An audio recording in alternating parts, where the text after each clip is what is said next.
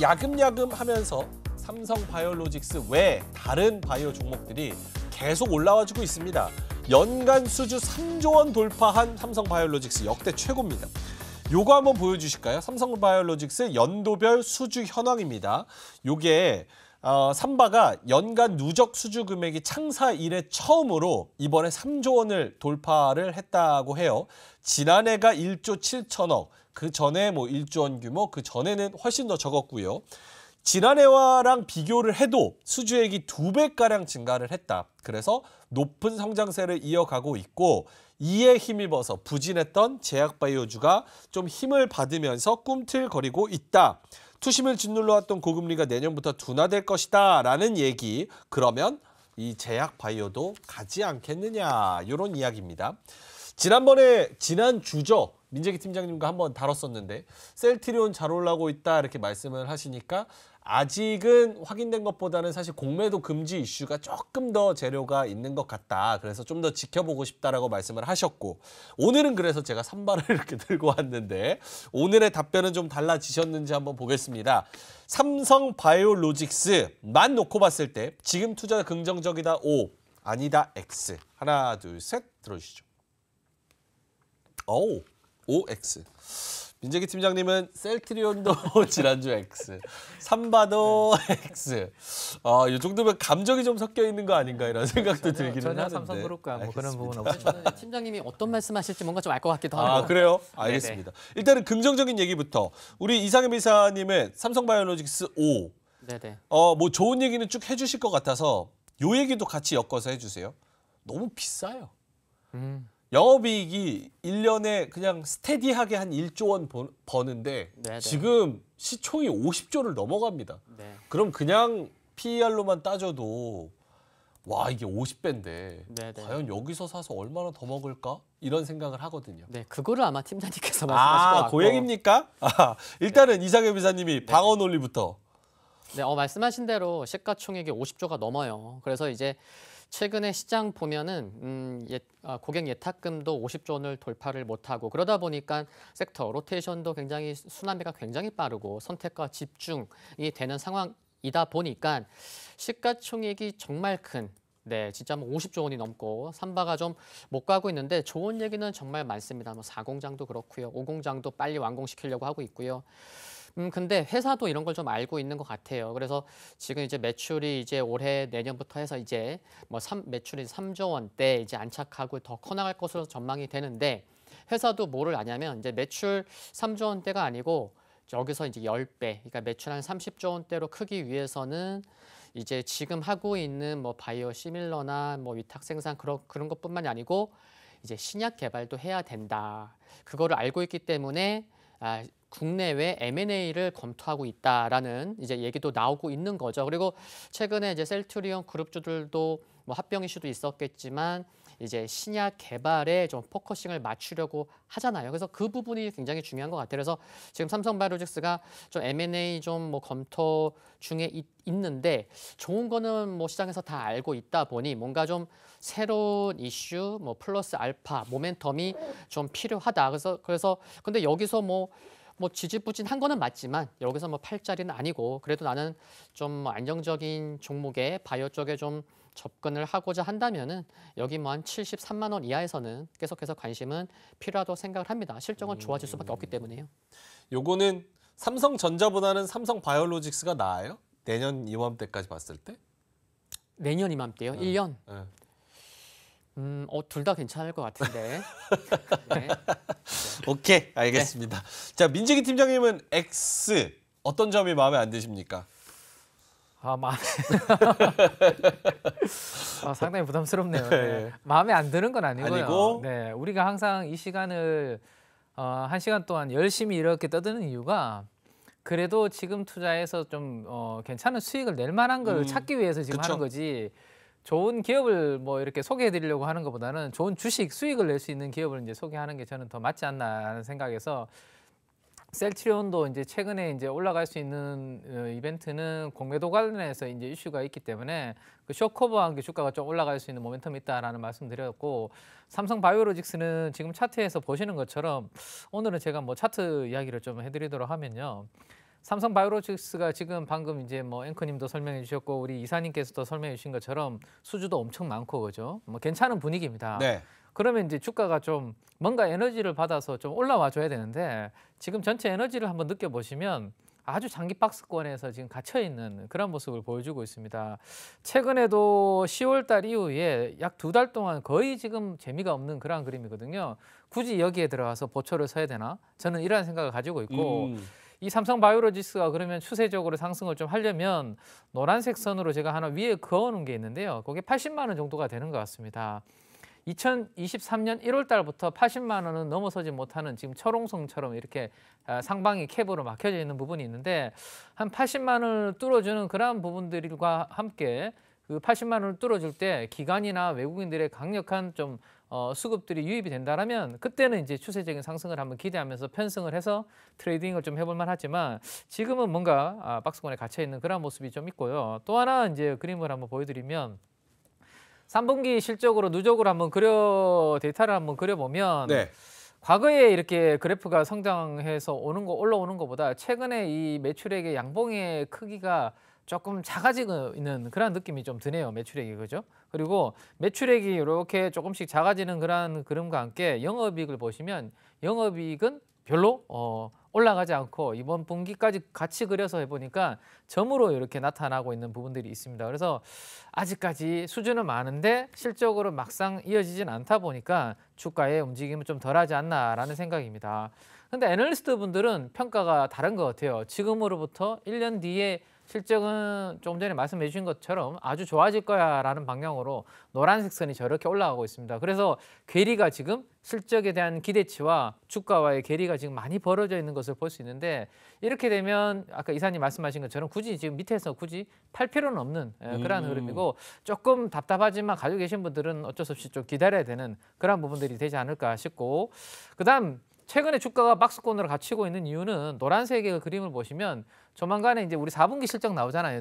내년도 초에. 그죠? 네네. 4분기 실적이 별로 지금 변화가 없어요. 옆으로 노란색 선을 보시면 거의 그냥 플랫하게 횡보를 하고 있기 때문에 단기적으로 실적 모멘텀도 좀 부족한 부분이 있고 대신에 내년도 1분기 정도를 지나고 1분기 실적이 나올 때쯤이면 좀 좋은 분위기 나타날 수 있다라는 희망이 있는 게 지금 빨간색 선은 내년도 1분기의 실적에 대한 추정치입니다. 근데 지금 고개를 들고 좀 올라오고 있거든요. 4분기까지는 실적이 플랫, 내년도 1분기부터는 좀 살아날 수 있다라면 시차를 두고 좀 좋아질 수는 있지만 그래도 좀 바이오 내에서도 좀 단기적으로 우선순위에 있는 종목들을 관심을 두는 게 저는 낫지 않을까 뭐 그런 말씀을 좀 드리고 싶네요. 오케이, 알겠습니다. 우리 그 미스 마플님께서 셀트리온 삼형제에 3년째 물려 있는데 탈출만 하면 평생 착하게 살 거예요. 이렇게 말씀을 해 주셨습니다. 그래서 한번 요거 여쭤볼게요. 내년 상반기까지 봤을 때 제약바이오 지금보다 훨씬 더 레벨업할 수 있는 그런 기회를 줄 것이다. 그러니까 요거 섹터가 전반적으로 다 같이 좋아질 수 있는 레벨업할 수 있는 그런 기회가 내년 상반기까지 한 번은 온다. O 아니다. X. 하나 둘 셋 들어주시죠. 오, 이게 그동안 뭐 이렇게 물려 계신 분들 플러스 좀 제약바이오의 성향상 좀 큰 상승을 기대하시는 분들을 충족시킬 만한 그런 객관적인 수익률을 좀 줄까요, 이상엽 이사님? 네, 이제 팀장님께서도 이제 레벨업 된다고 이제 오를 드셨는데 일단 볼만한 것들이 여러 개가 있습니다. 일단 해외에서 이제 이 두 종목이 움직이면은 국내 기업도 움직이게 되는 그 정도로 이제 뭐 노보노디스크, 일라이 릴리가 두 개 기업이 시가총액이 1,200조 되고 그 부분도 계속해서 국내에 모멘텀이 될 것으로 보고 있고요. 영향을 준다는 거죠. 그리고 올해 글로벌 M&A 건수가 굉장히 역대 최저라고 합니다. 한 200여 건 정도 전후. 근데 최근 2년 동안 한 1000건의 M&A가 있었거든요. 그래서 내년에 금리 인하 기대감 굉장히 크죠. 그게 뭐 5월이든 뭐 시기적인 뭐 조율은 필요하겠지만 그 부분도 있고 그리고 국산 의약품 FDA 승인 건수가 연평균 한 개에서 한 2개 정도가 보통 평균인데 내년에는 무려 5개, 그리고 2년 후 2025년에는 3개 이상이 전망되고 있어서 참 이게 시기적으로도 금리 인하와 내년이 굉장히 중요한 이게 같이 맞물려 그러면은 바이오 섹터도 관심이 필요한 게 아닌가라는 생각이 듭니다. 그래서 M&A가 좀 많이 발생한다는 것 자체가 섹터에 좀 관심이 많아지기 때문에 M&A 건수가 많이 하는 거거든요. 그래서 내년이 굉장히 좀 바이오 섹터에 있어서 좀 변곡점이 될 수 있지 않을까 그렇게 좀 좋게 보고 있습니다. 요게 그 지금 말씀하시는 기준은 방송에서도 와 이거 바이오 진짜 이렇게 잘 갑니까? 요 정도까지의 수준. 그게 한 번은 좀 기대해도 돼요? 아니면 그건 아직 진짜 모르겠습니까? 일단 뭐 개별주들 일단 올해 은근히 좀 많이 올랐고요. 물론 이거를 뭐 의료 AI까지 넓히면은 뭐 더 확장성이 뭐 커지긴 하지만 근데 삼성 바이오로직스가요 월봉상 보면은 중요한 60MA, 그러니까 60월 선을 만났어요. 그래서 이렇게 좀 이렇게 시가총액이 큰 기업인 경우 또 이렇게 중요한 의미 있는 가격을 터치하면 또 생각보다 잘 움직이는 경우도 종종 있거든요. 그래서 어쩌면 삼성바이오로직스가 지금 뭐 이거 가야 뭐 한 80만 원 가겠어? 뭐 이렇게 하겠지만 네. 저는 생각보다 삼성바이오로직스도 생각보다 많은 사람들이 에이 뭐 가겠어 이럴 때 오히려 좀 탄력이 좀 커질 수 있지 않을까 이런 생각까지도 갖고 있습니다. 오케이, 알겠습니다. 우리 그 민재기 팀장님도 오를 들어주셨는데 네. 어떤 부분에서 레벨업 기회가 온다고 네, 보십니까? 저는 뭐 연초에 항상 있는 이제 학회 이벤트도 있지만 저는 또 수급적으로 한번 말씀을 드려보겠습니다. 예. 지금 레고캠 바이오 차트를 지금 제가 이렇게 형광펜으로 그리고 있는데요. 혹시 봐주실 수 있으면 네, 좋겠네요. 네, 자 이렇게 그렸습니다. 조금 전에 우리 삼성 바이오로직스의 추세랑 레고캠 바이오의 추세와는 다르죠. 이게 이제 아마 1, 2주 전에 제가 ADC 관련해서 이제 간단하게 말씀을 드렸던 부분인 것 같은데요. 그리고 또 알테오젠이라는 기업이 있죠. 미국의 네. 할로자임이랑 이제 비교가 되는 우리 좀 그 뭐죠 피하 주사 관련된 제형을 변경시키는 쪽인데 그런 종목들은 지금 보시면 삼성 바이오로직스 확실히 주가 움직임이 좀 다른 그림을 보이고 있습니다.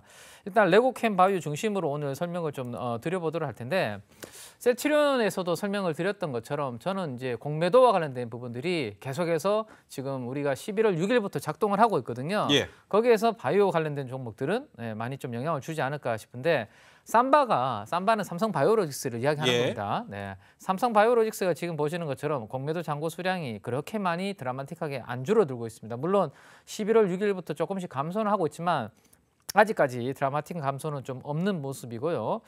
자, 그다음에 지금 보시는 것처럼 공매도 잔고 비율도 약간 주춤하고 있지만 큰 폭으로 떨어지는 모습은 아니다 보니까 주가의 빨간색도 좀 주춤하고 있다라고 보시면 되는데 자, 우리 국내 공매도 금지 기간 정리를 다시 한번 제가 한 걸 가지고 왔는데요.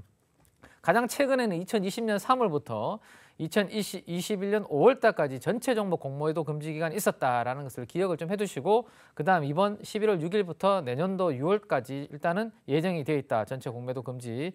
그 두 가지를 기억을 해두시고 다음 페이지를 한번 보겠습니다. 예. 자, 코스피 200과 코스닥 150 업종별로 그러면 공매도 잔고 비율이 어떤 섹터가 많이 지금 좀 높은 수준인지에 대한 데이터를 보니까 산업재 섹터가 코스피와 코스닥에서 각각 공매도 잔고 비율이 좀 높은 섹터네요. 산업재 섹터 다음이 뭐냐면 바로 헬스케어입니다. 헬스케어도 꽤 지금 업종 분류에서는 공매도 잔고 비율이 높은 업종이기 때문에 이 공매도 금지 기간에 좀 기대치를 수급적으로 한번 가져볼 수 있는 그런 부분들이 될 수 있을 것 같고요.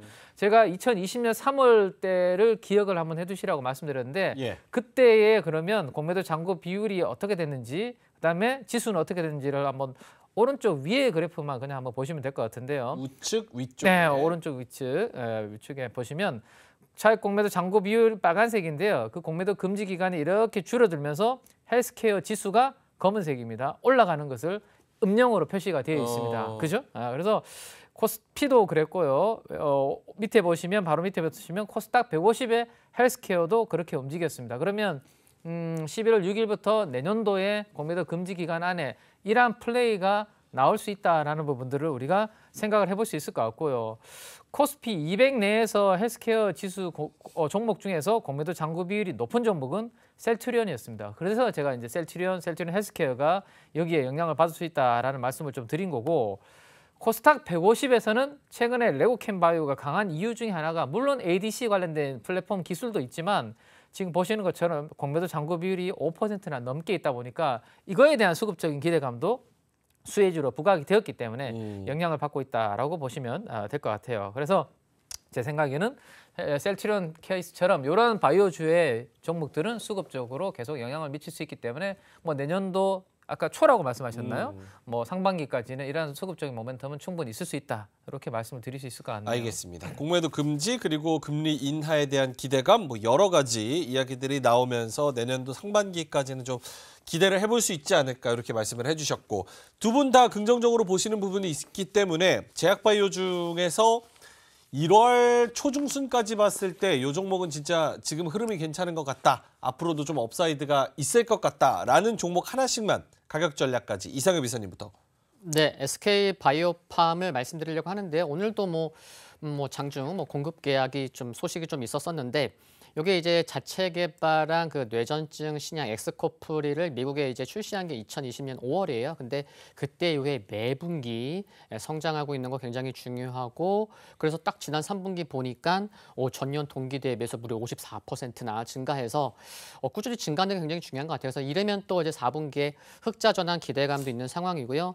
뭐 4월부터 좀 중요하게 이렇게 의미 있게 좀 올라오고 있는데 4월부터 뭐 어제까지 오늘까지도 뭐 비슷하지만 수급을 살펴보면은 외국인도 기관도 각각 모두 100만 주 이상씩 순매수를 하고 있습니다. 그래서 시가총액이 한 6조 8천억 돼서 아주 크지도 않고 뭐 적지도 않지만 뭐 이렇게 9만 원 이하에서는 현재 또 21선까지 왔기 때문에 계속 좀 관심이 필요하다고 생각이 들고요.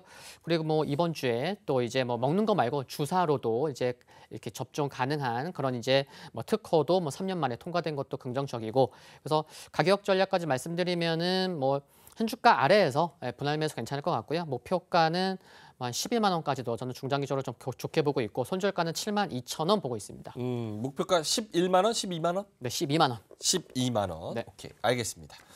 민정희 팀장님은 재밌는 거 갖고 오셨네요. 네.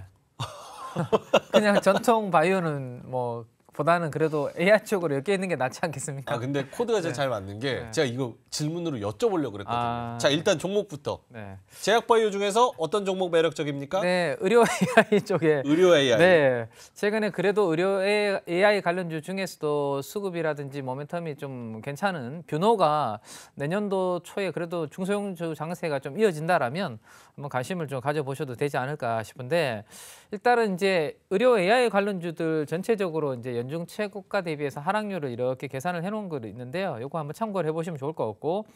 11월 달에는 지금 보시면 뷰노는 사실은 이미 조금 많이 올라오고 있습니다. 70% 상승률. 그다음 루닛도 약 40% 가깝게 올라오고 있는데 루닛은 최근에 이제 신규 상장에 대한 약간의 수급적인 부담이 있는 구간이기 때문에 사실 루닛보다는 뷰노 쪽이 좀 더 낫지 않을까라는 생각인데 연초 이후에 뷰노는 주가가 지금 한 7배, 8배 올라온 상태입니다. 그럼에도 불구하고 최근에 5일 동안에 기관 투자가들의 포지션을 보시면 한 244억 정도의 이렇게 순매수세가 강하게 유입이 되고 있는 그런 부분들이 있는 것 같아요. 그래서 차익 실현이 나오니까 오히려 기관들이 좀 받아주는 그런 모습들을 좀 보여주고 있다라고 보시면 될 것 같아요.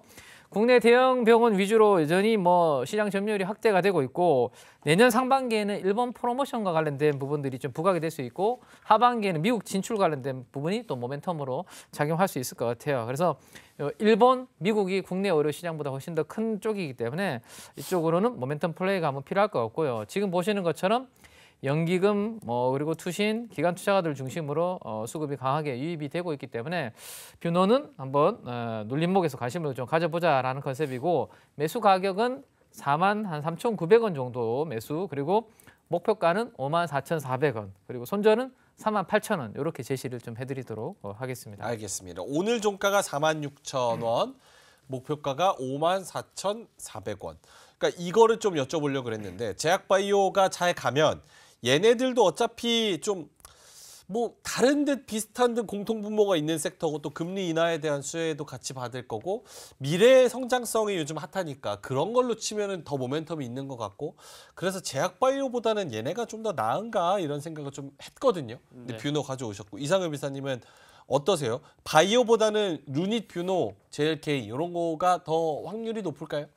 확률보다는 이제 뭐 상승률, 탄력은 좀 더 강할 수 있을 거라고 저도 그렇게 생각하고 있습니다. 루닛 얘기도 해달라고 하시는데 뷰노, 루닛 요거 비교를 어떻게 할 수가 있습니까? 뭐 수급 측면이나 아니면 주가 위치 측면이나 아니면 뭐 여러 가지 측면에서 어때요? 어차피 같이 갑니까? 아니면은 둘 중에 하나 좀 더 나은 게 있습니까? 민재기 팀장님부터. 제가 정확하게 일자가 지금 기억이 안 나는데 네. 루닛 같은 경우는 이번에 왜 유상증자를 비롯해서 이 수급적 이벤트를 했었잖아요. 예. 그 신주 물량 상장이 아마 조만간에 아마 도래가 되는 걸로 제가 기억이 나거든요. 아하. 그래서 그 일정을 체크를 좀 하셔야 될 것 같고 보통은 이제 모멘텀이 좋고 그 물량을 받아줄 수 있는 뉴스나 뭐 좀 괜찮은 호재가 나오면 뭐 충분히 받아줄 수 있는데 그게 아니라면 단기적으로는 수급 부담에 조금 후행적으로 좀 눌릴 수 있기 때문에 먼저 뷰노부터 보고 그 물량 부담을 어느 정도 소화하고 나면 루닛도 또 보시는 것도 괜찮지 않을까 싶네요. 네. 알겠습니다. 이상엽 이사님한테도 여쭤봐야 되는데 일단 뒤에 그 네네. 통신주랑 그 고배당주 관련된 이야기 좀 있고 네네. 로봇주 있거든요. 네. 두 분은 어떤 게 좀 더 하실 말씀 많으세요? 뭐 비슷해요? 네, 이번 비슷한데 뭐 배당이 글쎄요. 아 글쎄요. 민재기 팀장 어때요? 뭐, 네, 둘 배당 다 좀 뭐, 글쎄요입니까? 뭐 그래도 찬바람이 불고 있어서 또 관심이 있으신 분 있으실까 봐 저도 준비는 해왔는데 그래요? 네네. 그러면은 뭐 로봇은 저희가 또 자주 다루니까 네. 한번 공부하는 개념에서 네. 한번 고배당주 한번 다뤄보도록 하고 이상엽 이사님 루닛, 뷰노 둘 중에 하나 좀 더 나은 게 있어요?